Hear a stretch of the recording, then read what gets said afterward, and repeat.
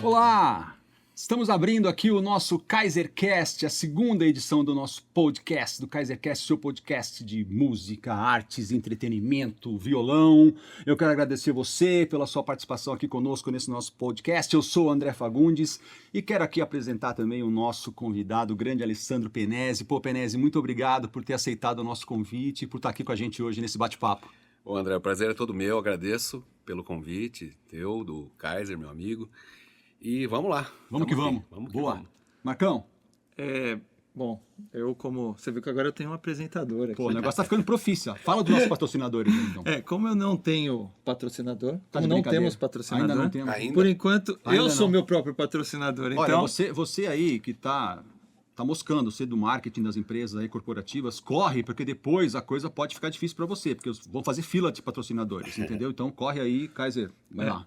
por enquanto o patrocinador sou eu mesmo. Então tá. Então vou convidar vocês a conhecer meu curso de violão, Kaiser Play. Só acessar kaiserplay.com.br. É um curso onde eu ensino tudo que eu sei de violão, teoria completa, amplo repertório, vai do zero ao avançado. Ó. E é isso aí. Depois a gente vai falar do Penese também, que é outro mestre também, então tem um curso dele. A gente vai conversar sobre isso no meio. Bora. E eu quero começar contando um caos aqui, Olha. que eu passei com o Penese, porque o Penese sempre foi uma referência para mim, né? Quando eu lembro que eu era moleque, comecei a me interessar por violão brasileiro e tal. Eu lembro que eu fui numa lojinha de CD e encontrei um CD seu, que era aquele Abismo de Rosas. De rosas.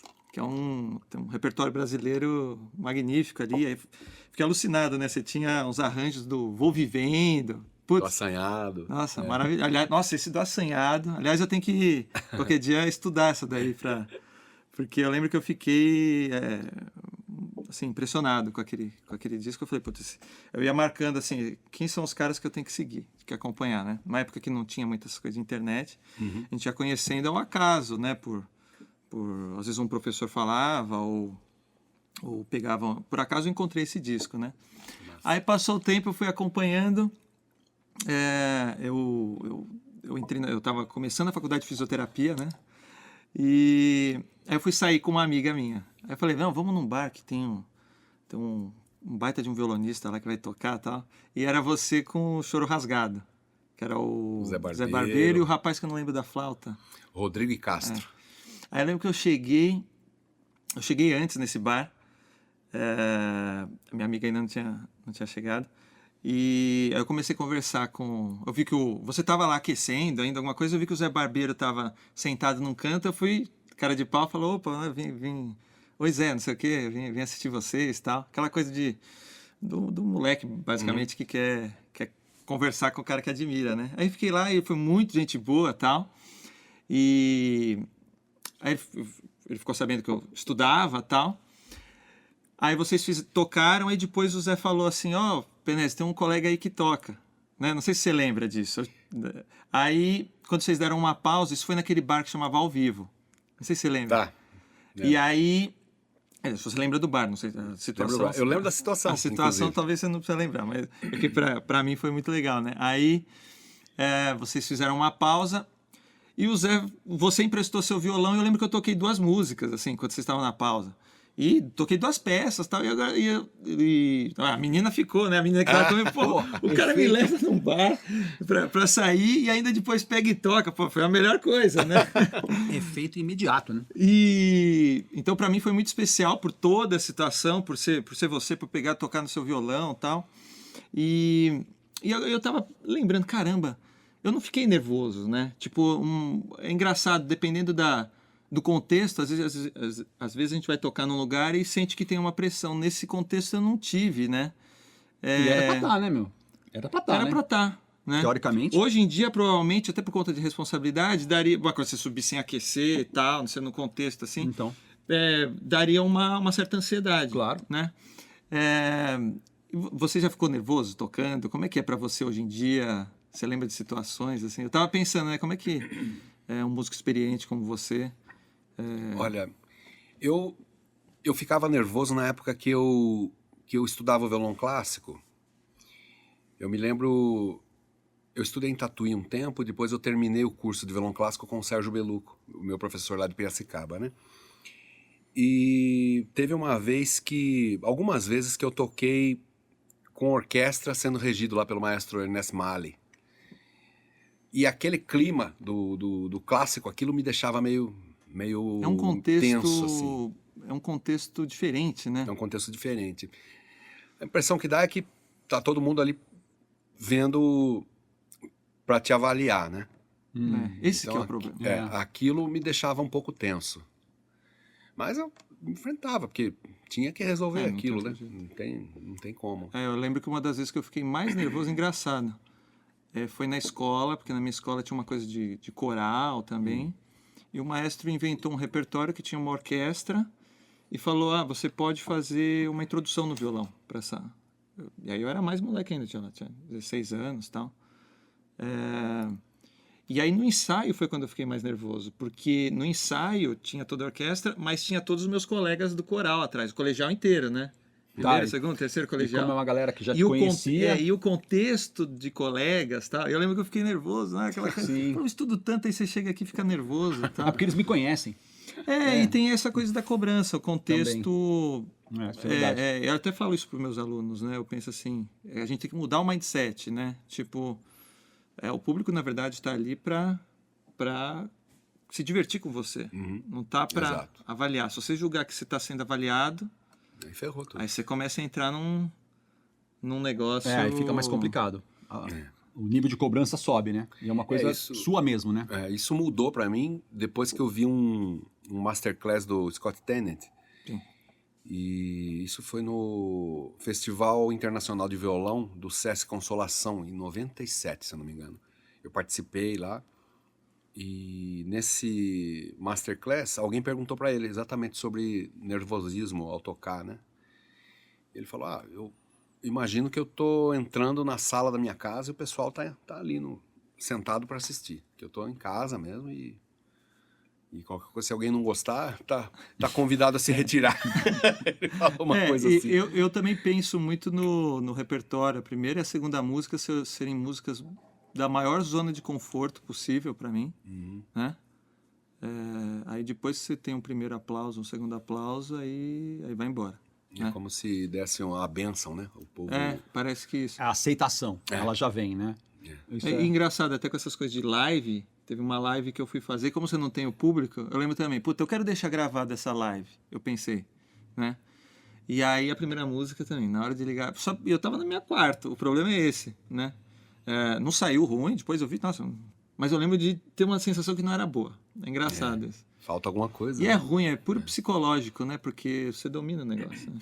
E queira ou não queira, tem a questão da energia.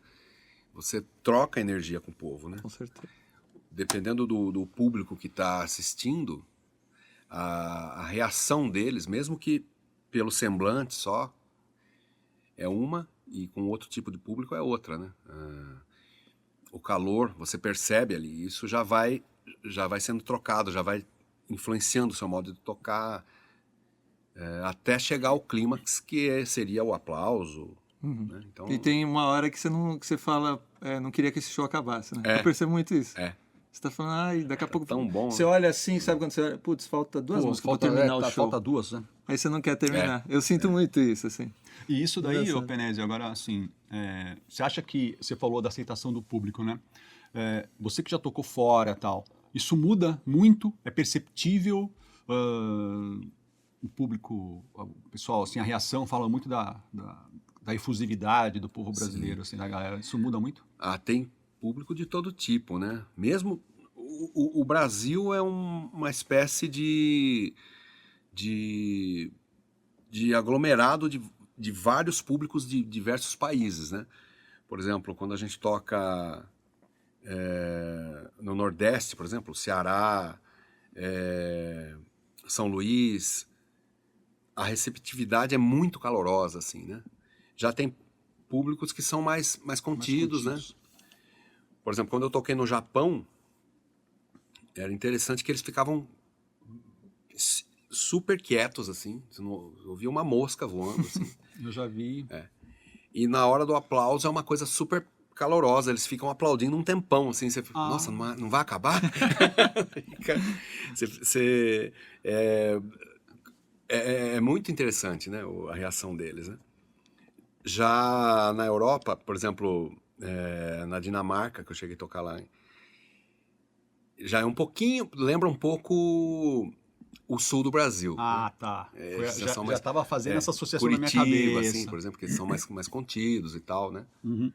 Então, a gente, no Brasil, nós temos esse conglomerado, caldeirão esse aí, né? caldeirão de tipo de público, né? Então já viram até um aprendizado, né? É. Se você tocar pelo Brasil, você vai ter uma amostra já dos Sim. públicos around the world, pelo mundo. Sim, sim, sim. Mas é sempre interessante a gente pensar em tocar para se satisfazer, né? Eu sempre... Independente do público. Legal. Eu sempre tive isso comigo, né? Eu toco primeiramente porque eu gosto mesmo, né? Sim. Então, Senão você tá perdido, né? você não tá perdido. Ficar aguardando uma reação que pode não vir, Exato. aí tchau, né? Essa é uma sabedoria mesmo. Pô, belo ponto. Né? Belo ponto. E o problema é que às vezes a gente esquece, né? Porque a gente quer, às vezes, a gente quer um resultado do que a gente Um está retorno, fazendo. né? A gente quer um retorno, mas senão você fica louco, né? Então, assim, o músico tem que... Tô concluindo, assim, pelo que vocês estão falando, tem que trabalhar isso, né? Tem que ter isso bem resolvido, tem que ter isso bem claro na cabeça, né? Eu acho que talvez a melhor forma de encarar isso aí. Eu lembro que sempre que eu tive um palco, eu queria subir. Tipo, isso era uma coisa minha. Mesmo que desse ansiedade, eu falava, se eu quero ser músico, eu tenho que gostar do palco. Não posso essa é uma ter- boa... Não posso ter medo de palco. Superar, E eu, né? Sabe que aquilo vem... E eu já me meti umas enrascadas, assim. Eu lembro que uma vez, naquele violão e ponto que eu ajudava a organizar, eu lembro que fizeram um evento e era o Guedes que ia tocar, que foi professor do Zanon, né? Então era um evento que tava muito erudito, assim, né? Tava muito com esse perfil. E eu era um dos loucos que sempre queria chegar lá porque a gente fazia... O pessoal dava umas canjas, depois o músico convidado dava um recital, né? Eu lembro que eu cheguei atrasado, era na Avenida Paulista, não sei o que, cheguei atrasado. Aí quem estava já começando o negócio falou: Marcos, você já quer começar? Meio que eu entrei assim, sabe você entrando no teatro, assim, com o violão, Tipo, suando. deixa eu chegar primeiro. Aí você quer... Bora. E tava lotado esse dia e tal. Aí eu lembro que eu comecei com a coisa em mão fria. Na segunda frase já deu uma abafada. Eu falei, começar de novo e tal. Aí foi. Né? Mas eu lembro que eu falo, puta, mas cada coisa que você quer se meter, às vezes, sabe? Tipo, e não tem necessidade, assim, sabe? Tipo, é engraçado. É interessante esse tipo de coisa, né? Por exemplo, como lidar com um branco que pode te dar na hora, como lidar com um erro e tal. Os mestres, assim, com quem eu convivi, né, sempre diziam, você nunca pode demonstrar que você errou. Nunca. E isso só é possível de ser praticado na hora, né? Na hora do palco. Então já teve vários casos de me dar um branco ou de me dar uma falha. Já aconteceu por exemplo, eu tô tocando nessa região, eu tenho que pular para cá, né? Digamos na 7ª casa. E sem querer eu vou na casa 9 ou então na casa 5. É muito engraçado porque tem aquele momento de, opa, o que está acontecendo? Mas já continuo, já vou embora, pulo como se nada tivesse acontecido. Inclusive no branco e tal. Já aconteceu de eu repetir um outro trecho da música como se nada tivesse acontecido. E aí quem conhece a música vai perceber, mas o que aconteceu ali? Né? Um arranjo diferente. Mas essa é a ideia. O erro acaba virando arranjo mesmo. Não é? E você sabe que isso que é a grande graça do concerto, né? Que é tipo, você vai ter que se virar lá e o público tá vendo, porque senão você só ouviria uma gravação. Pois é. Ou no mundo de hoje, né, por exemplo, você tem inteligência artificial. No futuro a gente vai ter robôs fazendo coisas. Sim, que vão fazer vai ter graça um perfeito. esporte onde um robô bate o pênalti. O robô não vai errar o pênalti. O índice de acerto A grande vai ser 100%. graça- Você vai saber que o resultado já. A grande graça é a coisa do momento, né? A improvisação é isso, porque Pois é. se fosse para você fazer perfeito, ninguém improvisava. Então. Você compunha todos os solos. A humanidade da coisa, né? É isso que eu A graça da improvisação é você cair no buraco e sair dela e nem sempre ser a melhor escolha que você fez. Mas Como é que você contorna aquela situação? Acho que é isso aí. Se bem que esse tipo de coisa, né? Por exemplo, que eu citei vou repetir um trecho e tal, né? Só é possível quando você toca sozinho, né? Sim. Se você tá... Sim, é pior ainda. Exato. Porque se você tiver com uma orquestra acompanhando, um grupo aí... Sim. Aí não tem jeito. Aí você tem que sair por outra... Pegar outra Você saída, pega né? o compasso seguinte. Senão... Deixa aquele pra trás e vai pra frente, porque já foi. E- Mas de qualquer maneira também tem que superar, tem que passar, tem que tocar em frente. Eu queria te perguntar, né, que você estava falando do Sérgio Beluco, né? E você toca vários instrumentos. Você toca, na verdade, você é um regional de choro ambulante. Pô, Eu acho que eu sempre quis ser, né? Ele me gravava... É assim, o Sérgio Beluco, ele, além de ser o grande professor que ele é, né? Que foi, hoje não dá mais aula, ele tinha um regional de choro, né? Que era o Conjunto Som Brasileiro. E teve um grande bandolinista que tocava com ele, seu Joani Bouchardet. E ele faleceu. E o Sérgio ficou sem solista e tal, né? E então ele sempre tentava pinçar dentre os alunos dele quem tivesse algum tipo de vocação para tocar bandolim. E o Sérgio, ele era violonista. Violonista. Ele não era, tipo, cavaquinista Não, também. ele tocava, ele sabia tocar um pouco de cavaquinho, né? Mas o instrumento era violão mesmo. Então, ele ficava tentando influenciar, né? Fazer alguém tocar bandolim e tal. Então, teve uns 2 alunos dele que tocaram. O Nivaldo Santos tocou, o Marcos tocou também, e eu toquei. Só que eu fui o que mais tempo ficou tocando no regional. Toquei desde os meus 12 anos até os 30, mais ou menos. Então, no início, ele, como eu não tinha repertório, né? Ele gravava uma fita cassete com choros, né? Que ele escolhia. A minha fonte de música era ele, basicamente. Eu não tinha nada, não tinha vitrola, só tinha um rádio que toca fita. E aí eu ouvi aquilo, mas me apaixonei tanto por aquilo, aqueles choros, né? Tudo me encantava, desde o solo do bandolim até as baixarias dos 7 cordas, o cavaquinho e tal, e eu queria fazer aquilo. Então eu peguei um violão, por exemplo, que tinha lá, eu mudei a posição das cordas, né? Eu coloquei, em vez de serem as 6 cordas de violão, eu coloquei a sexta no lugar da quinta, a quinta no lugar da quarta, tirei a primeira Tirou a corda, primeira. abaixei tudo e coloquei uma 7ª. Ah, porque você não tinha um violão de 7. Você tinha. Para treinar justamente as baixarias dos 7 cordas. Tinha um cavaquinho lá em casa, então eu tentava tirar a harmonia. Obviamente tudo de ouvido, né? Porque não tinha partitura, não tinha Então, cifra, não tinha pessoal, nada. fica a lição, né? Eu não sei como é que... Se você depara isso com alunos e tal, é ótimo a gente apresentar um material o melhor possível. Mas, cara, as gerações passadas... É por isso que o ouvido do pessoal é bom. Porque você tinha é na dificuldade que você desenvolve. Exatamente. Pra E tudo. aí, desculpa interromper, mas isso é uma sacada... Ele passava o material bruto para mim, né? A gravação. Ninguém fala, ó, tá aqui as baixarias dos 7 Nada, cordas, cara. nada. Sim. Era o ouvir, né? O ouvir, dentro do ouvir já vinha o memorizar, porque aquilo passava a ser meu, né? Quando eu memorizava.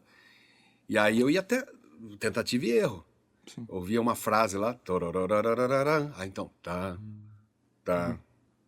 e até chegar a tirar todas as notas, né? E eu cheguei nessa história, eu já estava aprendendo, já sabia ler música, porque o Sérgio me ensinou, ele me ensinou a ler partitura com 11 anos, né? Eu me lembro que eu transcrevi o Gato e o Canário do Pixinguinha, que é aquela música tocada por flautim, né, e saxofone. Eu transcrevi as 2 vozes. Você tirou inteiro. Tirei inteira. Eu tinha 13 anos. Eu achava aquela música muito, muito interessante, né? A conversa, parece que são realmente os 2 animais brincando e brigando, né? E aquilo foi um baita exercício, né? Tirar de ouvido, escrever e tal, né? Nessa história toda, eu memorizei uns 400 choros, assim, que Memorizou. memorizei. Você tem... É engraçado isso. Eu não sei se... Claro, pela sua formação, mas eu acho impressionante a memória que você tem do repertório, assim, né? Claro que não só você, mas tem vários chorões têm essa característica, né? Mas é impressionante. Isso aí, eu lembro de até uma das últimas vezes que eu estive com você, que a gente foi num show do Yamandu e depois a gente ficou lá Uma conversando. roda, né, mano? E aí tinha uma roda naquele bar. Aí você pegou, o pessoal tava lá e você deu uma canja com a flauta. Fala, puta, mas quanto tempo será que esse cara não pega numa flauta? Nossa, eu Entendeu? nunca pego. Exatamente. E aí você vê como é que tá interiorizado, né? É tipo o cara que, sei lá, nasceu na Alemanha, aquela língua materna, tá há anos sem falar, mas volta. Volta. Quer dizer, é uma língua, Vai né? puxar, Quase. né? Puxa. Existe Mas tem uma- mais coisa aí. Tem mais coisa aí, desculpa, Marcão, mas assim. Uma vez eu vi um vídeo teu, que achei o máximo, cara, um choro teu pererecando. Eu achei o máximo a tua tirada que você chegou e falou assim: e vou mostrar nesse vídeo, como é que você fala? Vou mostrar nesse vídeo o regional que me acompanha. Cara, e aí o regional, vários takes do Penese tocando muita coisa, cara. Pandeiro, sei lá, cuíca, cavaquinho, reco, reco. Falei, cara, o cara realmente é um Tem multi-instrumentista. um vídeo dele tocando e brasileirinho, faz você mesmo. tá bem novinho, cavaquinho. E também é impressionante, porque tá tocando, não tá arranhando no cavaquinho. Toca um mas monte de coisa. Você tem uma palhetada, tudo bem, você tocou também o bandolim, né? Então você dominou realmente o instrumento. Eu era vidrado, realmente era vidrado nisso. E acho que tudo contribuiu, né? Tudo casou na época. Eu era o único, na minha época de infância, assim, junto com esses músicos, esses chorões e tal, seresteiros também, eu era o único menino ali. Então era meio xodó de todo mundo. Sim, Então sim. eu adorava aquilo, né? Aquilo fez um pouco a função paterna para mim. Eu fui criado pela minha mãe, então eu adorava estar no meio daqueles caras, né, os senhores ali. legal. Então era a minha Tinha um acolhimento ali também. tinha total. Então, só para captar uma lição que você dá aí, também é tirar muito repertório, essa coisa de memorizar, interiorizar, né? Então, se você vivenciar muito, muito repertório, você começa, por tabela, a ter isso que você teve aí, E né? tem receita pra isso ou é muito pessoal, Penese? Eu acho que é ouvir, né? É ouvir. Tá. É que É quilometragem, né? Porque às vezes o pessoal quer saber, tem um truque, mas é Então, quilometragem. É não tem tirar, atalho, não tem atalho. tirar, Não, não tocar, tem. Esse é tirar, o ponto. tocar. Não tem etc. atalho, é rodar mesmo, é eu quilometragem. percebo, por exemplo, ontem eu estava falando com o Milton Mori, que é um gênio no choro, no bandolim. E, por exemplo, ele é um dos caras que eu sempre admirei, desde criança. Eu conhecia já, eu via na TV ele tocando no programa Alegria do Choro, né? E sempre ouvia dizer que ele é um dos caras que, por exemplo, o repertório de choro dele é coisa de mais de 1000 choros, né? Então eu falava, putz, eu quero ser que nem esse cara e tal, não sei o quê, né? E a gente falando que aqueles choros que a gente memorizou na infância, assim, que era quando era tudo muito gigante pra gente, Sim. aqueles são os choros que a gente nunca esquece. É uma marca, né? É um negócio. Hoje, por exemplo, eu memorizo músicas e tal, mas Não é tão... como não vão ser músicas que eu vou estar tocando sempre, daqui a pouquinho eu já esqueci. Eu também sou assim. Agora, aquelas daquele período, eu não esqueço nunca. Assim como algumas coisas de violão clássico que eu estudei com o Beluco, tem algumas lições dos livros que eu não esqueço nunca. Petrificou na sua memória. Exatamente, Tá registrado mesmo. Agora, coisas, por exemplo, músicas minhas que eu gravei em disco, se alguém pedir, assim, tem coisa que eu não vou nem lembrar como é. Eu também sou assim. Você não fica lapidando sempre e tal, e é um repertório muito extenso, né? Agora, você iniciando de criança e tal, você não tem outras preocupações, outras demandas de Sim. tempo. Então, se você ama aquilo, você se dedica àquilo e é um prazer estar fazendo aquilo. Esse é uma dos caminhos, né? E tem outra coisa ainda, que era a escassez de informação. A minha informação era só aquela que o meu professor passava. Eu não tinha como ter informação de outro lugar. Eu não tinha uma discoteca em casa. Eu tinha só um toca-fita. A gente vinha de uma família pobre, né? Então, só as fitas que ele me passava. Então, aquele era o meu material. Então, eu tirava aquilo tudo na semana. Todos os 10 choros que ele colocava na fita cassete, eu memorizava todos eles. Durante a semana, né? Então, hoje é muito diferente, né? Eu me lembro quando, em Tatuí ainda, um cara me deu de presente um DVD. 3. Ele falou, aqui, tô te dando de presente 13 gigas de gravações de choro. Pô, obrigado e tal. Daí eu fiquei pensando, 13 gigas, né? O que tem de música nisso aí? Quem que vai conseguir ouvir? É só você lembrar, podia ser os artistas. Vamos falar mais de música pop, no caso rock, vai. Porque eu lembro que é uma coisa que na minha geração, o pessoal... até nessa época tinha essa coisa, a banda demorava um tempo, aí ia lá, gravava um disco que tinha um conceito, aí você gostava de ver o encarte, tudo tinha um trabalho, e você tinha que ficar consumindo aquilo, né? Quer dizer, eu peguei essa fase, mas o pessoal do disco foi pior ainda, digamos, em termos de...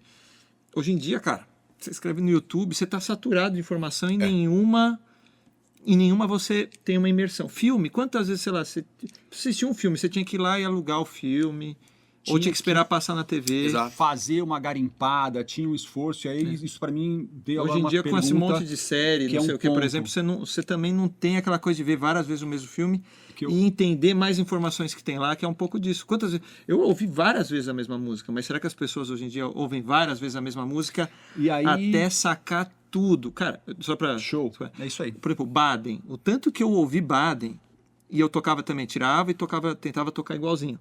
Eu tirava até os trastejados dele. Eu queria tocar igual ele. E eu às vezes falo que isso é bom pra você treinar dinâmica, porque senão o cara só toca a peça, mas você tem que, às vezes, tirar como o cara toca. Quando que ele tocou forte, quando que ele tocou fraco. Isso te ajuda a interpretar. Aí depois você vai botar da sua forma, mas... Hoje em dia é tudo muito urgente, né? É tudo muito urgente. Então... E aí... Isso aí vem para a pergunta que eu queria fazer, pegando esse gancho aí do que vocês estão falando.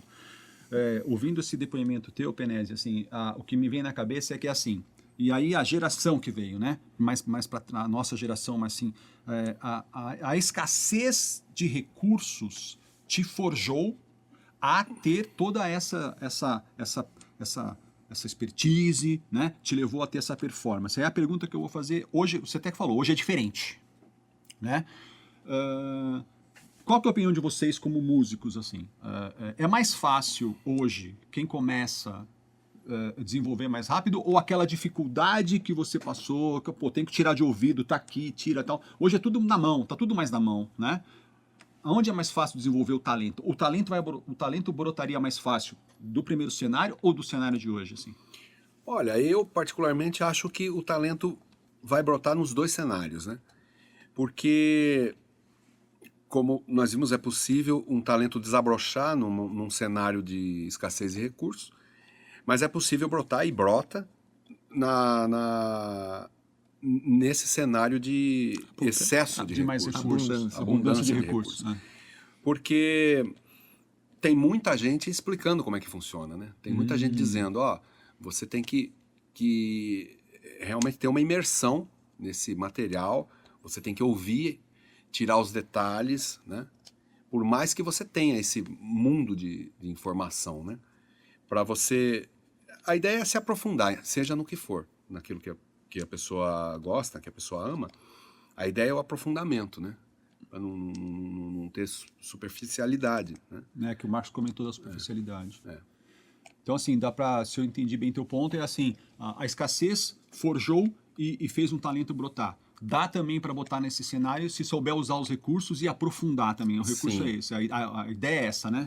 O que você acha? Não, acho que eu concordo com ele. Acho que a informação ela tá aí, a facilidade de informação tá aí, você tem que se tirar vantagem disso. Isso, esse é o ponto. Nossa, eu lembro quando a primeira vez eu vi, quando um amigo meu estava na minha casa ainda era internet de escada. Aí tinha um amigo que já tinha internet. Ele falou, tem um canal de vídeos, era o YouTube, né? Falei, então escreve Paco de Lucia aí. Foi a primeira vez que eu vi um vídeo do Paco de Lucia. E aí você vê como que a mão do cara se mexe e tal. Isso só pode ser pro bem, né? Não tem como pensar que isso é pro mal. Claro. E aí você tem que se aprofundar do mesmo jeito. E aí, né? com o aprofundamento, utilizando adequadamente esses recursos, dá para também avançar como quem se forjou na escassez de recursos que foi obrigado a desenvolver. Legal. Eu me lembro, você falou do Paco de Lucia, eu me lembro de uma história que aconteceu comigo, né? Eu comecei estudando violão lá com o Sérgio Beluco, e num dado momento, eu tinha acho que uns 15 anos, por influência de um amigo, o saxofonista Marco Abreu, grande saxofonista lá de Piracicaba, amigão querido, ele estudava em Tatuí. Aí ele me convidou para ir para Tatuí, para conhecer o conservatório e tal, e eu fui, né? E aquele troço gigante, né? Ele falou assim, tá vendo aquele cara lá? Aquele lá é o professor. Era o seu Jair, tava passando ali. vai lá falar com ele. E eu fui. Cheguei lá, o professor, tal, não sei o que, eu toco violão, queria estudar aqui, né? Eu, completamente matuto, né? Não sabia nem que tinha que fazer uma prova e tal. Aí o professor foi muito legal, ele falou, você toca violão? Então vem cá. Me levou para uma sala lá, toca um pouco aí. E eu já tocava, né? Pô, você toca bem e tal. Então vai lá na secretaria, fala que eu mandei você fazer a matrícula. Não precisei fazer o teste, né? Aí comecei a estudar. Você já passou na prova. É. E passei aí lá, estudar e tal, não sei o quê. E ele também começou a me gravar umas fitas, né? É sempre a fita na minha vida. A sua fita era... Mas aí ele gravou uma fita de violonistas, né? Então tinha César Camargo Mariano com o Hélio Delmiro, Samambaia, sim, né? Sim. Tinha do Assad, tinha vários. E do outro lado da fita tinha um tal de Paco de Lucia. Aí... Primeira vez que eu ouvi, bicho, mas eu fiquei assim. E tava justamente o Entre Duas Águas, aquela rumba... Que pega, ela pega na hora. Tem isso, na hora que você ouve aquele picado dele, o que tá acontecendo? Tá? E é uma música fácil de gostar. Essa aquilo te capturou. Totalmente. E aí, imagina, não tinha internet, não tinha YouTube, não tinha nada, e eu comecei a labutar comigo. Como é que ele faz isso, né? Então você sabia que eu pensei mesmo, quando eu ouvi o Paco de Lucia a primeira vez, eu falava, ele tá fazendo isso sem palheta? Eu não tinha noção da técnica. Eu falava, mas como que ele tá fazendo? Eu não tinha ideia. Eu também passou pela minha cabeça, será que é palheta? Como é que ele faz aquilo, né? Aí eu me lembrei de um professor que eu tive no início lá, que era o Carlos Coimbra, lá em Piracicaba também. Com 9 anos eu tive aula com ele. E ele dizia que o bom violonista toca com todos os dedos. Era assim, ele tocava assim com AMI. Sim. Mas ele tocava qualquer coisa, assim, tipo, não tinha esse contexto tanto de velocidade, né? Qualquer coisa ele tocava assim com 3 dedos, né? E eu peguei esse jeito, né? Quando eu fui com o Sérgio Beluco, meio que esse jeito ficou dormente ali, porque ele dizia, não, você vai tocar com AIM. Sim. Aí tal. Aí me veio na cabeça, então ele deve tocar com 3 dedos, né? Isso aí, né? E aí eu fiquei exercitando, criando exercício e tal. Eu falei, não é que parece que fica mais rápido mesmo tocar com 3 dedos? E aí comecei a estudar e acreditei que era daquele jeito que ele fazia, né? E comecei a tirar umas músicas dele, tirei Panadeiros Flamencos, tirei a própria Entre Duas Águas e tal. Tinha que adequar algumas coisas ali, né? E tava feliz, né? Até que um dia, depois de uns 2 anos, o seu Jair falou, hoje nós vamos visitar o Ronoel Simões, em São Paulo. Pegamos o ônibus e viemos pra cá. E o Ronoel tinha aquele todo acervo gigantesco, né? E tinha também alguns vídeos. Inclusive um vídeo do Paco, né? Aí ele colocou, vamos assistir hoje o Paco de Lucia tocar. A hora que eu olho a mão dele fazendo com 2 dedos aquilo, aí meu mundo caiu. Tudo aquilo que eu consigo. Tudo aquilo. Mas, falei, já foi o que eu consegui, vou ficar com isso. E você, mesmo. como que você faz hoje em dia? Você mantém os 3 dedos? Mantenho os 3 dedos. Para coisas de velocidade, eu faço com 3 dedos. Fazer um picado rápido, você mantém os 3 dedos. Dá para dizer que o Paco é a tua inspiração, assim, ou teve Sempre outras? Foi, né? É uma das maiores inspirações. O seu assim, maior né? ídolo, você tem alguém que você... Cada um deles tem um lugar muito especial, assim, no meu coração, né? Na minha mente, né? O Rafael, o Baden, o Dilermando, o João Pernambuco, o Paco. Cada um deles tem um lugar especial, assim, né? E de outros instrumentos também, que eu amo, né? O Jacó do bandolim. Tá. O Valdir Azevedo, o Altamiro Carrilho. Todos eles são muito presentes, assim, na minha vida. Tô sempre ouvindo. Pixinguinha. Então, você não tem um, você tem vários, várias influências, eu também, assim, várias coisas. Eu também penso assim. E engraçado que às vezes eu penso, não, esses caras são minhas referências. Aí passa um tempo, sei lá, eu ouço uma coisa do Tom Jobim e falo, putz, não. Isso aqui, exatamente, pra fazer isso aqui. Aí outra vez você pega, não, Mozart tem um negócio aqui. Dá a impressão que a gente é até meio promíscuo, né? Eu amo você. Não, eu amo esse. Não, aquele ali. Né? Porque é engraçado que tem músicas que às vezes eu passo até anos sem ouvir. Eu falo, putz, mas como isso aqui era bonito.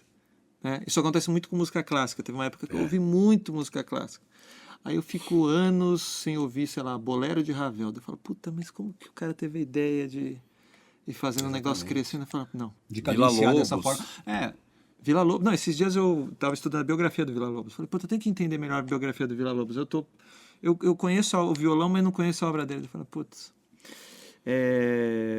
eu sinto que eu estou deixando muita música sem ouvir, sabe? Assim, tipo, as partes orquestrais do Vila e tal. E ali tem muita ideia. Tem. Às vezes você tem... Porque aí eu quero te perguntar uma coisa de composição, né? Até se você tem algum método para compor, porque eu percebo muito que às vezes ou eu estou ouvindo uma música ou fazendo um arranjo novo e um resquício ou da rítmica de uma frase ou um trecho de uma melodia, se eu botar disso de outro jeito e desenvolver, ela já serve para uma nova composição diferente, que seria se inspirar num trecho, né? Ou às vezes até por um causa de improviso. Você fez uma frase, no meu caso, né? Às vezes eu faço uma coisa que eu não tinha pensado e falo, nossa. E aí, ou seja, de uma aleatoriedade eu começo a botar uma racionalidade para aí sim virar uma composição. Isso ocorre muito comigo. E se esse comecinho me arrepia, eu sinto que pode ser uma ideia que pode ser trabalhada. Né? Isso acontece demais comigo. Você tem algum... Porque você, só para comentar, você fez, né? Ou está fazendo ainda aquele... Tô ainda. Calendário do Choro, né? Eu chamei de Diário do Choro. Diário do Choro. Tá, tem quantas edições já tem do Diário? Eu tenho... Porque eu comecei meio no segundo mês. Eu comecei, acho que 18 de fevereiro, se não me engano. Mas eu queria ter começado no 1º de janeiro, né? Então, eu comecei no dia 18 a fazer a música do dia 18 e a do dia 1 de janeiro. Aí no outro, 19, dia 2. Dia 3. E fui até o momento que chegou, né? Aí, como esses dias aqui eu andei viajando com a família e tal, aí deu uma parada de novo. Vou ter que fazer de novo essa coisa. Mas já tem uns 250 choros, assim, nesse ano, né? O cara tem... Belo material. Material não falta na cabeça dele. Material. Inclusive o choro que eu fiz pra você, né? Que eu estou devendo. Vou gravar ainda, pessoal. Olha aí. Uma honra. Anotem. Então, esse projeto de composição, normalmente eu uso o computador direto. Eu tenho já um template que eu fiz ali para facilitar, que é dentro do repertório do choro, dentro da forma do choro, parte A, parte B, parte C, e já com as repetições, já com os compassos, 16 compassos, tal. Só para facilitar. Você segue essa métrica. Tentei seguir. Alguns vou fazer hoje com 24 compassos. Hoje eu vou fazer com 8, né? Só para variar um pouquinho, né? E aí eu vou meio pela minha cabeça mesmo. Eu vou cantarolando ali, vou anotando, vou repetindo alguns períodos, né? Mas eu já fiz música de várias formas diferentes, né? Uma que eu gosto bastante é criar uma harmonia, assim, escrevo uma harmoniazinha qualquer ali, ponho um gravador e cantarolo algo em cima me acompanhando. Isso costuma funcionar, fica sempre mais melódico, fica mais... Exato, isso é uma coisa... E até porque a música brasileira, ela tem essa melodia e harmonia, ela tem uma... conexão. Se você fosse fazer, sei lá, uma peça erudita, talvez ela não tivesse essa... Das minhas composições, eu gosto bastante daquelas que tem um ar de canção, assim, que parece, para mim, pelo menos parece que são as que melhor resultado deram, né? Por exemplo, essa que eu fiz cantarolando foi um choro chamado Ao Mestre, que eu fiz pro Sérgio Beluco, que eu já gravei várias vezes, vários chorões por aí tocam e tal, né? E... Fiz assim, mas também gosto de compor usando só o caderno, sem instrumento, sem nada. Fazia, quando eu dava aula no IMT, aqui no Jabaquara, eu vinha de Piracicaba para São Paulo de ônibus, né? E sempre com o caderno do lado. Teve uma vez que eu compus 3 músicas na viagem, né? Então você tem uma leitura muito boa.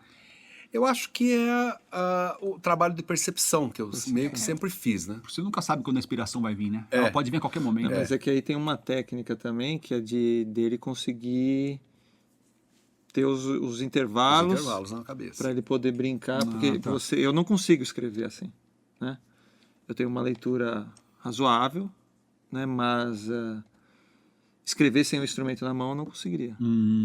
Às vezes que eu acho que é uma prática. O Henrique Pinto dizia muito isso aí, de você estudar, praticar com o violão interno, né? Tipo, sem ter um violão na mão, né? E já que você tem esse violão interno, você pode tocar ele, pode compor nele, né? Imaginar mesmo as notas. Sim. É mais fácil, assim. Né? É porque Eu consigo tocar uma peça imaginando. Imaginando. Pô, Óbvio legal. que às vezes... É o mesmo princípio. Legal esse conceito aí, achei. Não, porque se eu pensar só por sons, às vezes não é tão fácil, né? Mas... Uma coisa que eu acho que contribuiu comigo nesse sentido foi lá na adolescência, na infância, assim, né? Na adolescência mesmo, eu tava, tipo, acho que na 7ª série, tal, na escola pública, então às vezes faltava professor. E eu sempre levava caderno de música. E de tanto ver o Sérgio Beluco transcrever música, ele tinha 2 cadernos enormes, assim, aquela letra linda dele, de música e tal, e eu queria copiar. Tudo que ele fazia, eu queria copiar. Então eu comecei deixa eu tentar transcrever um choro aqui. Aí eu pensava, Noites Cariocas, por exemplo. Aí eu me lembrava do bandolim. Ré, mi, fá, sol, si, fá sustenido. Sim. Aí eu anotando. Isso sim. Fazer esse tipo de coisa. Harmonia total, harmonia sempre... Harmonia eu consigo fazer completamente. E as notas também. Eu ia anotando, depois eu conferia. Será que tá certo isso aí? Aí eu, errei aqui e tal. E você vai se acostumando, né? E aí toda vez que eu via alguém fazendo isso, eu falava, eu também tenho que fazer. Se inspirava e é por aí que eu vou. Então, você como... Acho que você é uma referência no violão. Para a maioria dos violonistas, quando você pensa em violão brasileiro, você é um dos nomes que vem, assim. Em especial por conta do virtuosismo, né? Para estudar velocidade, você tem alguma dica, alguma sugestão, uma rotina que você passaria para nós? Assim? Eu já tive muitas rotinas, assim. Como eu nunca tive alguém, digamos, virtuoso demais, assim, por perto, quando eu tava... Pra te dar o pulo do gato. Eu tive que ir inventando minhas coisas, né? Então, por exemplo, essa história dos 3 dedos, né? Logo que eu comecei a praticar, eu percebia dificuldades de sincronização. E, na realidade, a não velocidade vem exatamente da falta de sincronização das mãos, né? Você tem que especificamente tocar o que um dedo na mão direita faz, associado ao que o dedo na mão esquerda faz. E tem que ser muito preciso isso, né? Então eu praticava lentamente, justamente para tentar resolver esse problema, né? Por exemplo, um exercício que eu fazia muito é trabalhar AMI, né? Numa corda, por exemplo, na primeira corda, associado com os dedos iguais da mão esquerda. O A com o dedo 3, o médio com o dedo 2, o indicador com o dedo 1, né? Pá, pá, pá, pá, pá, pá. Aqui eu apertava as casas 3, 2, 1 e ficava numa velocidade tranquila. Só que de vez em quando eu apressava isso. Então, eu dobrava, né? E outra vez eu já começava já mais rápido, para justamente trabalhar a sincronia junto com uma explosão de velocidade. Isso é importante também na minha ideia, né? Na minha concepção. Você viu alguém fazendo ou foi sua ideia? Foi a minha ideia. Pô, método Penese aí. Mas depois a gente vai descobrindo que na realidade vários pensam isso. Ah, tá. Eu vi o Scott Tennant depois falando isso, essa coisa da explosão da velocidade, de que você tem que pegar um fraseado, digamos, que seja confortável, portanto mais lento, e dentro dele colocar pequenos trechos mais rápidos, para você se habituar a essa mudança de velocidade, né? Essa mudança de velocidade E mesmo. o Scott Tennant, ele é um tarado por exercício, né? Sim. Porque ele tem um livro famoso, né? Aquele Pumping Nylon. Pumping Nylon. Eu li muito isso aí. Eu só fui ter contato com isso na Unicamp, em 2000. Mas eu já inventava minhas coisas muito antes, né? Mas ele... Então, você sempre colocou, assim, digamos, numa rotina de estudo sua, uma parte relevante disso sendo exercícios técnicos. Muito. Engraçado, porque até uma vez acho que eu estava falando com você, por exemplo, eu estava vendo aquele Grisha Goryachev. Ele também deve, obviamente, ter feito muito exercício, mas eu vi ele falando numa entrevista que, sei lá, atualmente ele deixa... imaginando que ele está pensando como um concertista, né? Que tem uma agenda já preparada, né? Porque tem isso. Tem. Se você não tem uma agenda preparada, às vezes você não vai ficar se matando, né? Mas ele falava que botava ali, sei lá, meia hora de exercício, o resto era repertório, muito repertório, não sei o quê. Talvez porque o repertório já estava propondo, ou é porque ele, né? E eu já lembrei de você também falando, você sempre gostou muito, muito de exercício, né? Eu já fiz muito, muito mesmo. Eu cheguei, o meu máximo, assim, de prática, quando não trabalhava tanto e tal, foi de 16 horas. De ficar ralando literalmente o dia inteiro. O dia inteiro. Comeu, foi no banheiro, exercício. Fica... E tocando também, fazendo Sim, repertório sim. e tal, né? Mas eu sempre fui muito apegado a essa coisa de técnica e tal, né? Muito. Hoje, não dá nem pra comparar. É difícil você manter a mesma coisa a vida inteira, né? Mas também você chega num determinado ponto, Já tá para você resolvido, né? atingir aquele ponto que você estava, já não é tão difícil mais, né? Sim, tem uma memória motora. Né? Tem uma A gente chama. memória muscular O atleta motora. tem isso, né? Ele fica um tempo sem praticar, mas quando ele É. para ele recuperar é um pouco mais fácil. Mais fácil, do né? que recuperar é mais fácil do que conquistar. Você atingiu um patamar, daqui a pouco você volta, mas quando você se exercita de novo, teoricamente você chega rápido naquele patamar que você estava. E tem também a questão da idade, né? Tipo, você não desempenha mais aquilo que você desempenhava antes. A gente vê isso em todo mundo. O próprio Paco de Lucia, quando já estava mais velho, já não era como o novo Paco de Lucia, né? Que fritava tudo como antes. E imagina quanto o cara estudava. Também. Nossa. Se você se manter... Nossa. Ele mesmo fala, né? Que o pai dele meio que obrigava ele a estudar 12 horas por dia, todo dia. E tem um vídeo dele que é polêmico, assim, né? Assim, eu acho essa frase polêmica. Eu até queria ver o que você acha. Mas que é uma entrevista muito legal, ele está dando para uma TV argentina, não sei se você já viu. E aí tem uma hora que ele fala do que o pai dele, essa coisa de obrigava ele a tocar, e ele fala assim, não, meu pai fez certo, porque um garoto com aquela idade eu ia ficar fazendo o quê? Né? Então ele me fez estudar e aí, tipo, ele é grato pelo pai. Tá. Assim, tudo bem que ele tem um contexto onde todo mundo era músico ali e tal, Facilitou, né? Então ambiente, né? você entende que a sua vida é assim, Uhum. né? Se você tem um outro ambiente, seus amiguinhos não tocam, né? Quer dizer, aí você Sim. pode se sentir um pouco injustiçado, mas no ambiente Sim. onde todo mundo, né? Mas ele agradeceu o pai por... Ele sempre agradeceu. E é uma coisa meio rara, né? Porque, tipo assim, a obrigatoriedade de fazer alguma coisa, de repente ela pode ter um efeito contrário, né? Em algumas Exatamente. Veja o do Abreu, por exemplo, né? eles pararam, né? Totalmente. Sim, Foi por causa eles disso, eu não sei por quê. O Eduardo, né? Ele desistiu do violão totalmente. E Assim, os caras sempre são tinha essa lendários, coisa, é um tá duo vendo? lendário. Então. Sempre teve essa coisa do pai, né? Forçando e tal.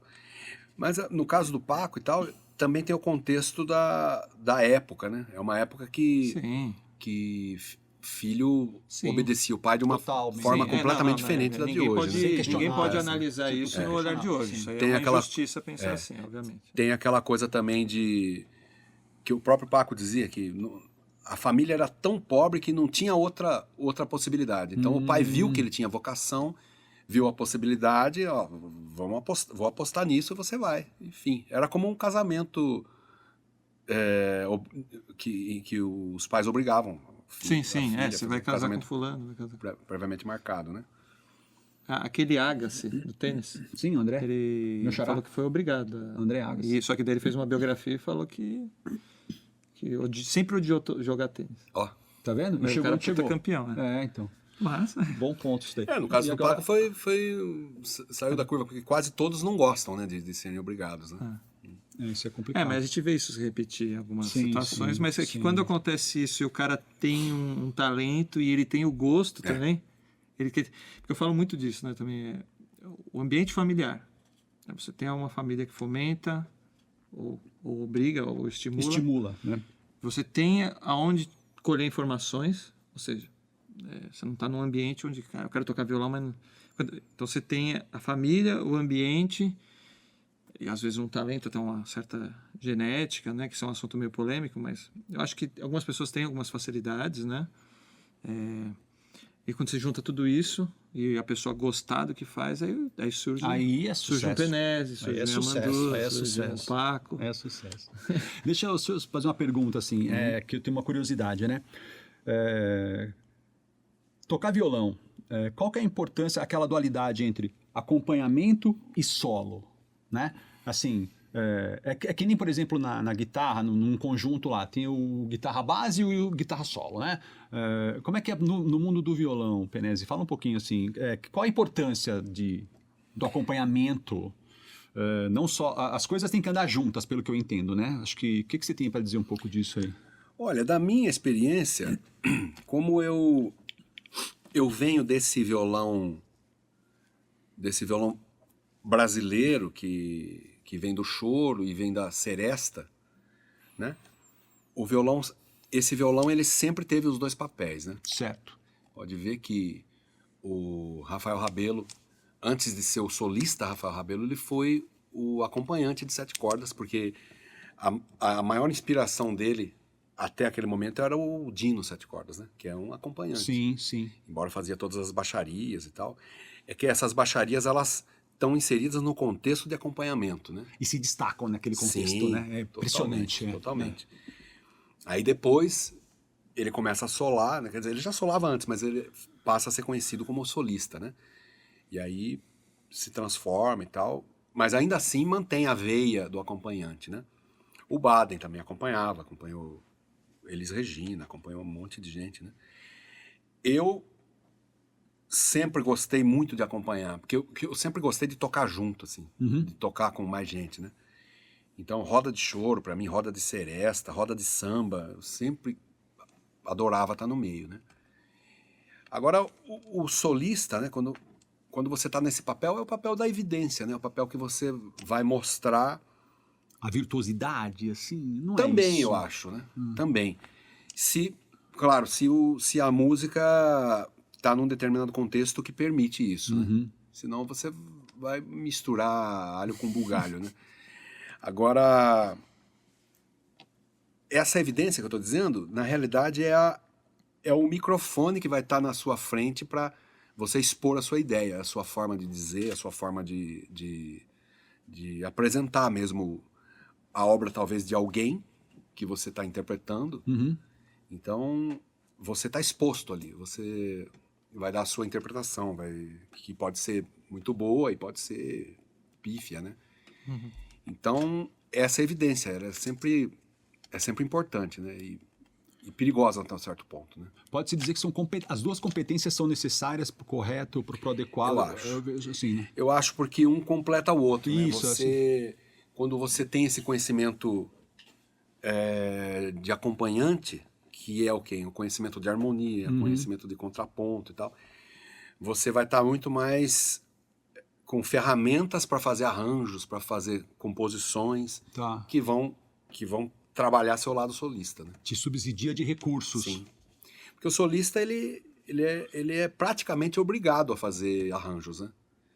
Ele, claro, pode tocar só arranjo dos outros e tal, mas ele tem que saber um pouco, né? Ele tem que conhecer um pouco daquilo para perceber quando tem alguma coisa mal arranjada, alguma digitação errada, difícil demais, né?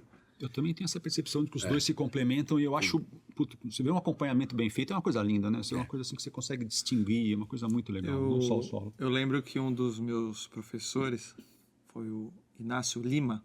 Esse rapaz aí, depois ele foi para a Europa, depois parou de tocar e tal. De vez em quando eu mantenho contato com ele, mas eu lembro de uma história que ele me contou, que ele foi num show do Baden e depois pude falar com ele, assim, eu toco também, mostrou a unha e tal, assim.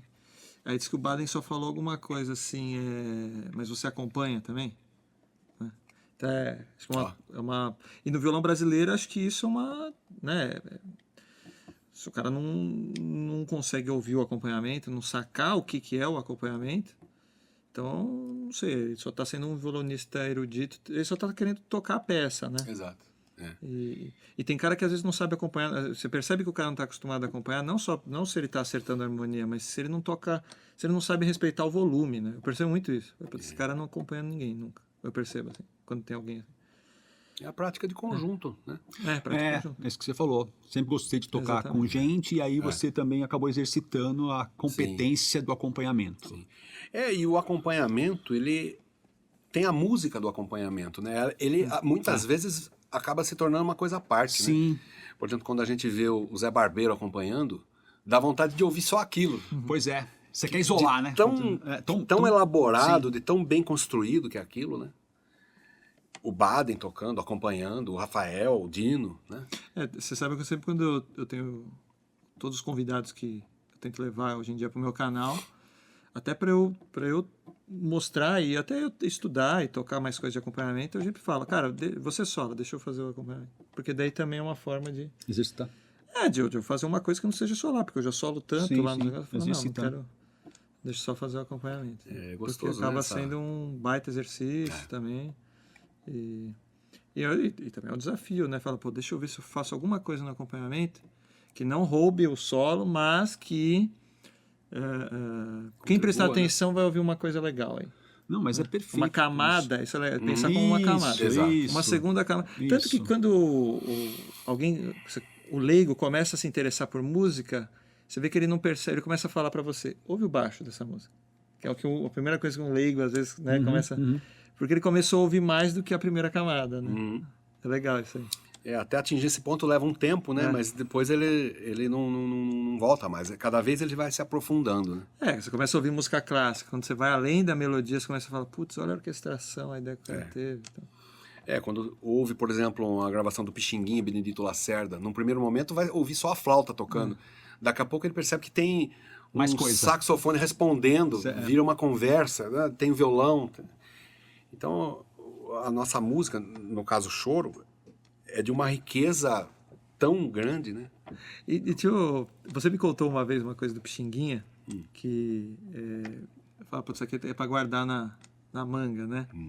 Que a gente estava conversando sobre essa coisa de fazer arranjo, de alterar a música, que em certos contextos pode ser mal visto, né? Pô, você está alterando uma música e tal. Aí parece que você falou que tem uma frase do Pixinguinha. Essas frases a gente nunca sabe se é verdadeira ou não. A frase em si é ótima. Agora, se é dele, você pode confirmar. Que o dia que tocarem minha música igual, estão matando a minha música. Tem uma frase assim? Tem. Como é que é? Quando a gente escreve a partitura, né, ele disse alguma coisa assim, que você não tem que tocar como está escrito ali, você tem que dar um pouco de si, né? Porque se for tocar a minha música como eu escrevi na partitura, vão estar matando ela.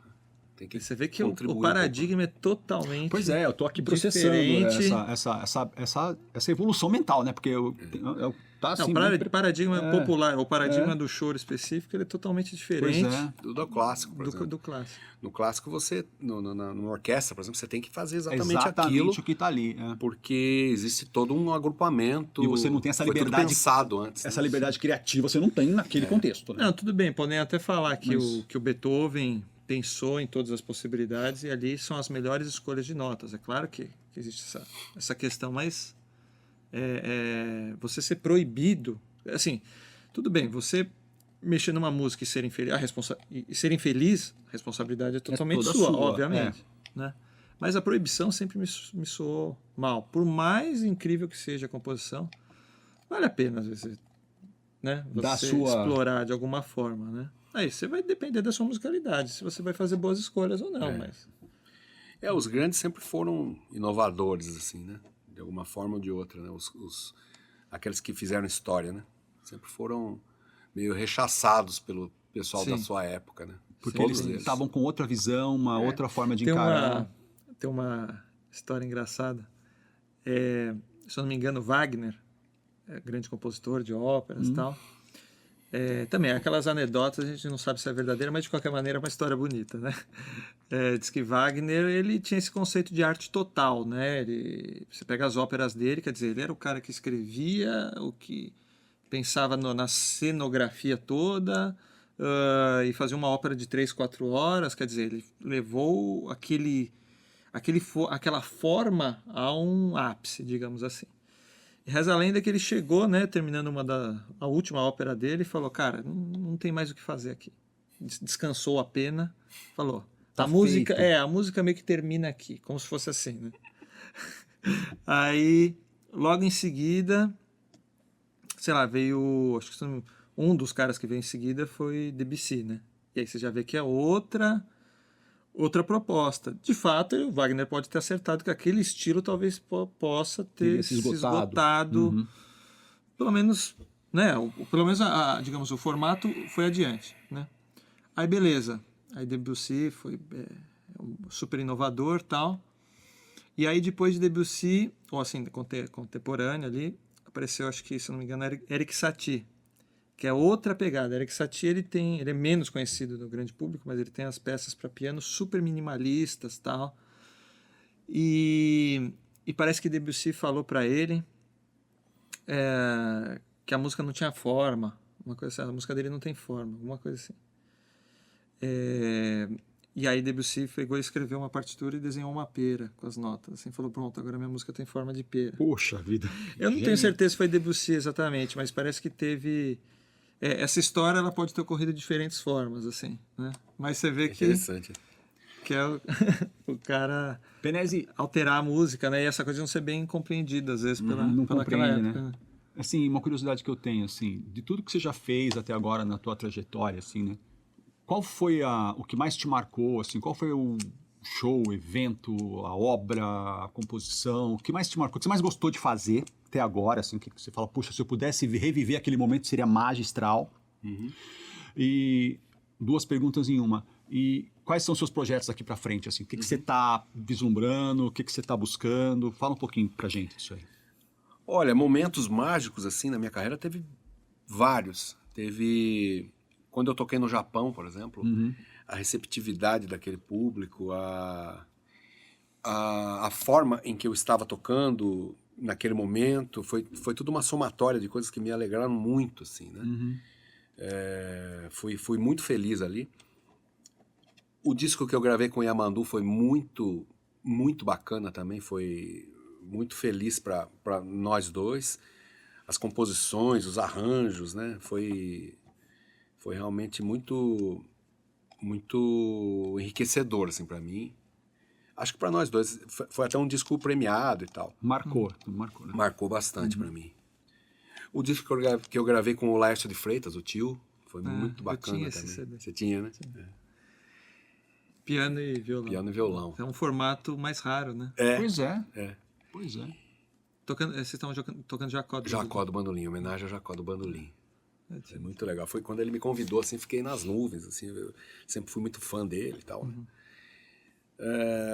E projetos à vista, assim, tem alguns, né? Tem um disco que eu fiz com o Fábio Peron, bandolinista genial que a gente tem aí, que vai sair agora, já está gravado. Ah, legal.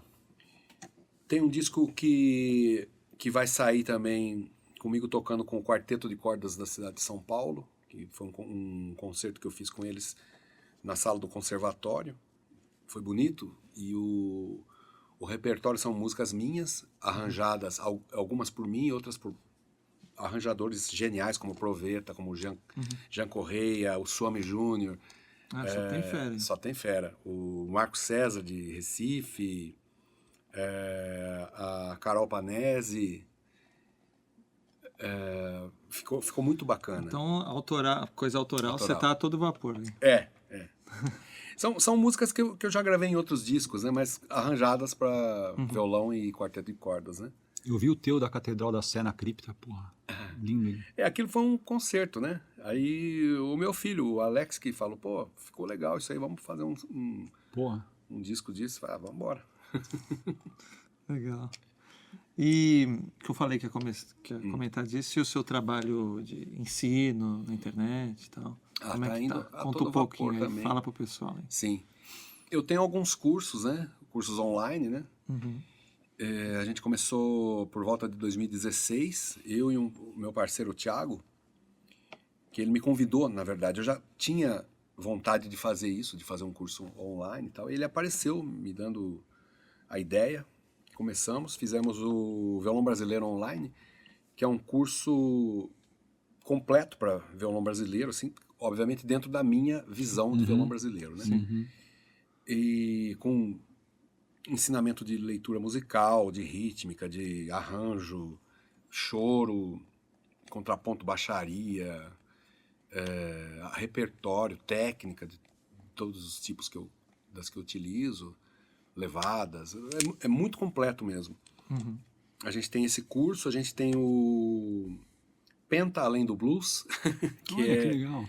que é uma forma diferente de ver a escala pentatônica, né? Usando dentro da música brasileira, uma possibilidade de que ela não vá soar como um blues, né? Esse é um curso também.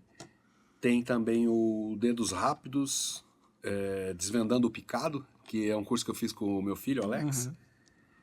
E tem o curso mais novo, que é o Escola de Choro Online, né? Que a gente tenta desvendar os choros. Você pega e ensina cada instrumento das... Inicialmente a gente faz só para violão mesmo, né? tá. Mas a gente esmiuça mesmo. Primeiro a gente tira a harmonia do choro, assim, sem pura mesmo. Uhum. Depois a gente estuda a melodia dele. Uhum. Depois fazemos uma baixaria para 6 cordas e depois uma para 7 cordas, para cada choro. Então você pega o violão e destrincha ele em... Sim. Mas já fizemos uma aula também de como funciona cada instrumento também. Sim. Já fizemos também aulas com o repertório em samba, visando samba, né? Que faz parte também do repertório do choro, né? Já estamos, acho que, com 90 aulas já dessa Escola do Choro Online. E essa Escola de Choro Online é um curso assim, bem acessível, né? Um valor bem acessível mesmo.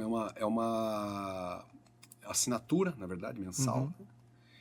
E o pessoal pode entrar em contato através de Instagram, que é o meu nome mesmo, Alessandro Penese. Boa. Eu vou colocar esse vídeo, coloca, vai indo pro YouTube também. Eu coloco então o pessoal te acha no Instagram. Me acha no YouTube também. Quem quiser estudar com você, é só te procurar que vai Sim. achar os links em algum lugar, na Sim. rede social, etc. O meu YouTube é Apenese. Mas só digitar Penese já vai aparecer. Já vai aparecer no seu sim, YouTube. no Tá? Instagram também. Legal. E estamos aí trabalhando. Que bom, né? Isso é bom, continuar Voltando, trabalhando. graças Né? a Eu Deus. lembro que eu quase, quando era mais moleque, eu quase tive aula com você. Mas eu cheguei a te mandar um e-mail, mas aí pra mim era distante, né? Que eu morava na Zona Sul, aí eu ver como é que eu ia ir e tal. Você lembra que ano que foi isso? Putz, cara. 2004, será? Nossa, em 2004 acho que eu morava na Heitor Penteado. Eu era casado naquela época. Tava perto de um metrô até, podia ter rolado. Mas eu lembro que teve, por alguma facilidade, acabei estudando mais próximo. Talvez foi aí que eu estudei com aquele Sinácio que eu falei, que depois teve... Que era um cara bacana, foi ele que me apresentou o Bali. Na verdade, deve ter sido até antes, né? E essa história de... Eu lembro que a gente ficou mais próximo, quando você tava com uma tendinite. Melhorou essa tendinite? Graças a Deus, melhorou. Eu tive uma tendinite uma vez, antes de encontrar contigo, e eu não sabia por que estava acontecendo. Eu tive na mão esquerda, doía muito aqui em cima, né?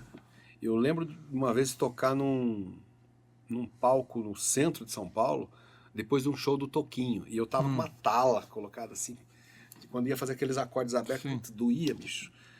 Depois eu descobri que era por causa do carro que eu tinha. Eu tinha um carro que era de direção mecânica. Putz, para fazer as manobras, doía. Falei, putz, é o carro.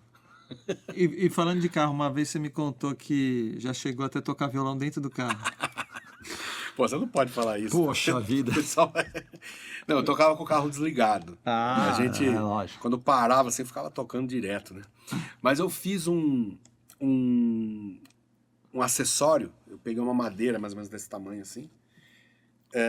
Eu mesmo que fiz, cortei, coloquei um cavalete, coloquei uma pestana, coloquei tarraxas e coloquei cordas, bem certinho assim, como se fosse uma mão direita de violão, né?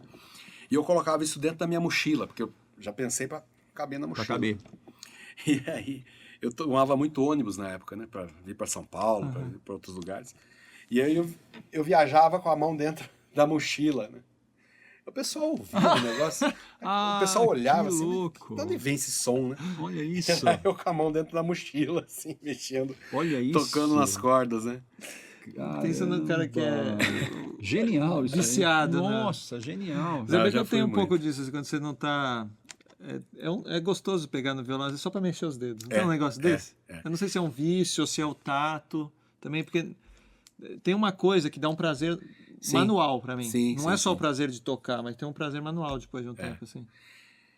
Mas eu já fiz muita muita coisa estranha, assim. Por exemplo, eu morei numa casa, numa edícula. Quando eu me separei, eu morei na edícula da casa da avó do Ricardo Hertz, o violinista. Falei, pô, alguém tem uma casa para alugar e tal? Ele falou, tem a casa da minha avó, vai lá. Eu fui. E tinha uma dessas bicicletas ergométricas ali. Sim. Então, a edícula ficava no quintal, né? Aí eu peguei emprestado essa bicicleta, botei dentro da casa. Então, eu deixei meu computador ali, botei uma série, um filme. Então, eu amarrei o violão assim, coloquei um fone de ouvido e em cima da bicicleta.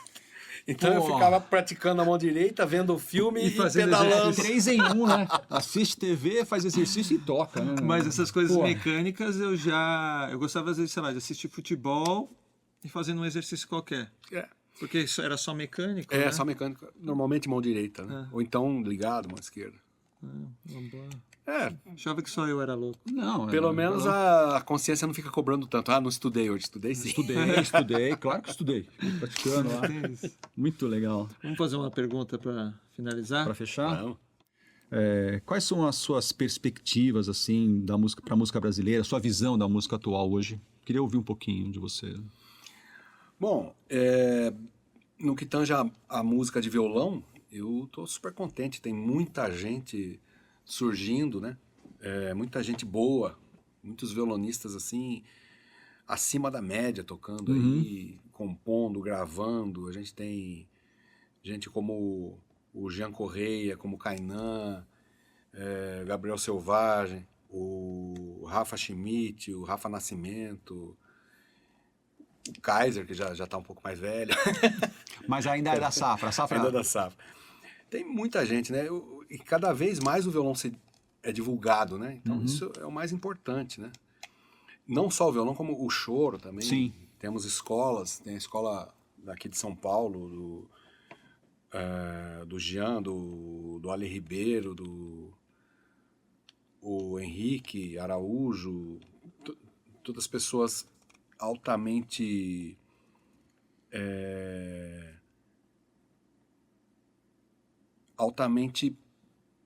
até perdi a palavra.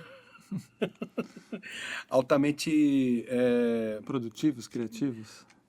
capacitadas, né? Altamente capacitadas para ensinar o choro. Pra ensinar. Grandes professores, né? Só ver que não tá fazendo muito barulho. Esse troço aqui, né? Eu fico mexendo nessa porra. O choro tá vivo. O choro nunca teve tão vivo, né? Acho que é isso que a gente pode falar, né? Nunca teve Assim, tão vivo.